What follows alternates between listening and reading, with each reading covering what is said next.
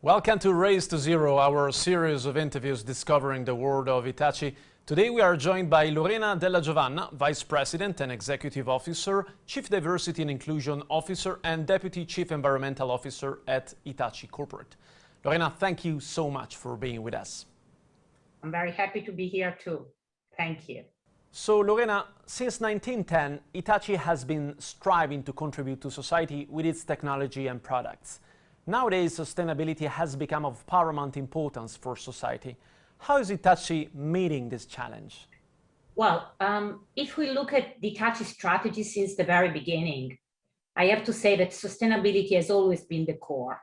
Since Hitachi Foundation in 1910, our mission has always been to develop original technology for social infrastructure, to improve the quality of people's life, and to contribute to the society. So I have to say that actually we have been a socially responsible approach to the business for over 100 years now. And in my additional role as a Deputy Chief Environmental Officer, I'm very proud to run this role because actually Hitachi can play a leader role to support the decarbonization.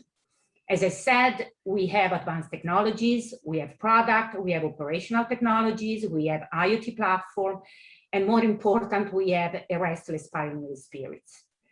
I'm also proud to run this role because if we look at our environmental visions, it states that we will resolve environmental issues and achieve both higher quality of life and sustainable society. And we will do that in collaborative creation with our stakeholders. So actually, one of my duties is to ensure that we become climate change innovators to reduce carbon, not just for us, but for governments, cities, and our customers. In Hitachi, we have set several long-term environmental targets, including our ambition to become carbon neutral in all our business operations by 2030, and to achieve an 80% reduction in the CO2 emission across our value chain by 2050.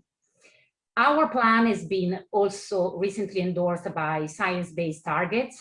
As you know, it's the gold standard for accreditation. And we are also part of the UN Race to Zero campaign. What is important to point out is that if we aim to achieve decarbonization, we cannot do this alone. Actually, no one can do it alone. But we need to bring together different thinkers, different doors to create innovation outcomes. So indeed, our approach is to work side by side with our customers and partners. And we are going to do through a process that we call co-creation. We do that because we wanted to understand deeply the actual customer needs and then together develop the solution. Hitachi is a principal partner of COP26, which is going to set the agenda of the fight against climate change for years to come. Why is it so important to your organization to support this conference? Well, yes, so we have been very, very keen to be the principal partner for COP26. This is especially to confirm even more our commitment towards the decarbonization. It will be an extremely important event, not just in Britain, but across the world. As Hitachi, we are proud to be playing our part alongside the UK governments because the countries will come together, and they will come together with a common goal to accelerate action towards the Paris Agreement objectives and the UN Framework Convention on Climate Change. This event is crucial for us too, because as part of our business strategy, Hitachi aims to be a global leader through our social innovation business, and to run the business in a way that we can provide social, environmental, and economic value. So indeed, we wanted to have an active role in the Glasgow discussion. We wanted to share our long-term view and commitments, and we wanted to do that because we want to inspire and galvanize other companies, other players in strong action as we have done so far. Hitachi is a real engine for innovation. Can you tell us about some of your technologies that are fostering sustainability? Which solution are you developing that will allow nations, societies, and people to mitigate the effects of climate change, thereby achieving carbon neutrality? As a company, we are strongly committed that all our R&D efforts go in the direction of a more sustainable future.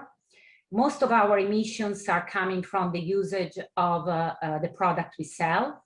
Therefore, if we want to create an impact on the society, we have to develop innovative solutions for all the business segments we operate, from product, technology to IoT platform. And we have to do by playing on different fronts: sustainable infrastructure and mobility, energy transitions, and smart cities. One of the examples of this approach is a project called Optimize Prime in UK. It's the biggest commercial electrical vehicle trial to date in the world.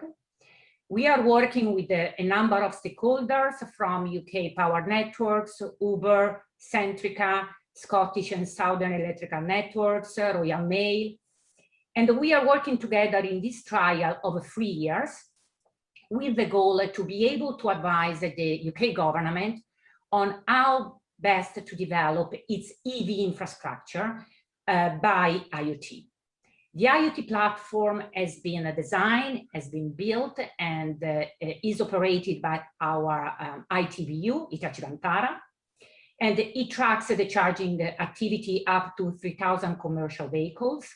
It collects all the data from the vehicles, it assesses the outcomes, and it helps to develop solutions in order to optimize the charging of the EV fleets at the depot.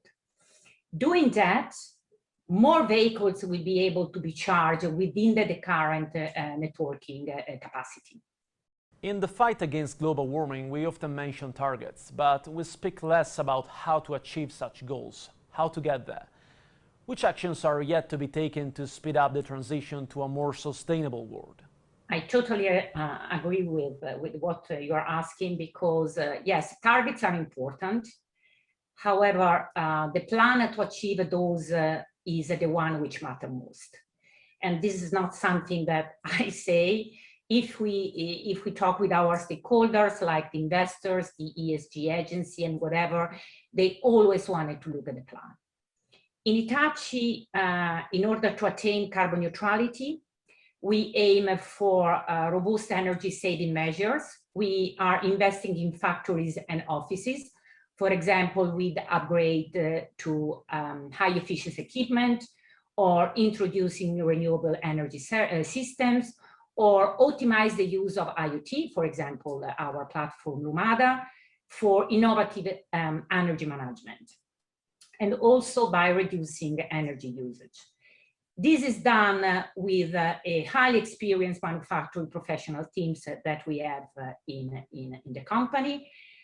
As for the remaining energy, we aim for carbon neutrality by direct purchases of renewable energy and other energies that do not emit CO2. We have a strong procurement team on a global basis. This team is already negotiating group-wide deals to switch to renewable energy. And so we are really fully utilizing Hitachi Group buying power, and we are starting from Europe, where actually the Green Deal is more advanced. We will also reduce the CO2 emission in the value chain by promoting CO2 reduction on the supplier side, and by expanding the decarbonization business, for example, offering energy saving solution. In addition to that, our executive pay is linked to the environmental performance as well as our financial performance from April 2021. Initially, we have done through objectives, but we will continue to develop our internal carbon pricing system. And as I mentioned earlier, our plan has been endorsed by the science-based targets. Lastly, Lorena, you're a vast, well-diversified corporation that interacts on a daily basis with a vast array of stakeholders. How do you communicate, transfer, and pass on the values of sustainability you believe in to your partners? But as I mentioned earlier, we do through the co-creation approach. We really bring the stakeholders, so customers, institutions, NGOs, even the competitors, into the innovation process, because we do think that this is a unique way to develop innovative, sustainable new products and services in a global environment that we know that is becoming more and more complex. It's indeed a dynamic way, not only to successfully navigate the business condition, but most important, to solve the biggest challenges the society is facing. And at the same time, to support the entire ecosystem of players involved to achieve a sustainable growth.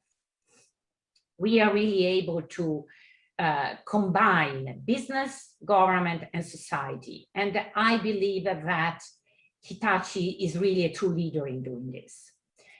Just let me give you an example of why we believe that the co-creation approach is the best in a very practical way to transfer the concept of sustainability. A key challenge for the energy sector today is moving to a sustainable low carbon generation model. And many new products and services needed to be designed in order to help utilities and government to achieve their carbon reduction ambitions. So the scope of such projects can be really huge because they don't include only the design and implementation of new low carbon generation capacity, but also the design of large buildings that have power saving technologies and IT systems that can help in measuring the demand. So the co-creation approach actually fits perfectly because it helps to align different players in one single project towards just one goal, which is the sustainability of the territory and the society. Another case I would like to bring to your attention is the battery power tram.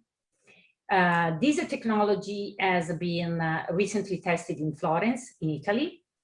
By the battery power tram, we will be able to ensure that high capacity public transport through city center can be run, but at the same time, we are able to reduce the visual impact on historic streets. And also we are able to save millions of installing overhead wires. As Hitachi, we are really proud to offer this technology. We are proud to work together with our customer in order to reduce infrastructure costs, but at the same time providing public transport solutions that are environmental friendly. And we strongly hope that this successful trial in Italy can actually create new opportunities, not only for us, but for the society across the world. Lorena, thank you so much for this meaningful and insightful interview. Again, thank you. It's been a great pleasure. Thanks to you. This was Lorena Della Giovanna, Vice President and Executive Officer, Chief Diversity and Inclusion Officer, and Deputy Chief Environmental Officer at Hitachi Corporate. Our series of interviews discovering the world of Hitachi continue. Do stay with us. Goodbye.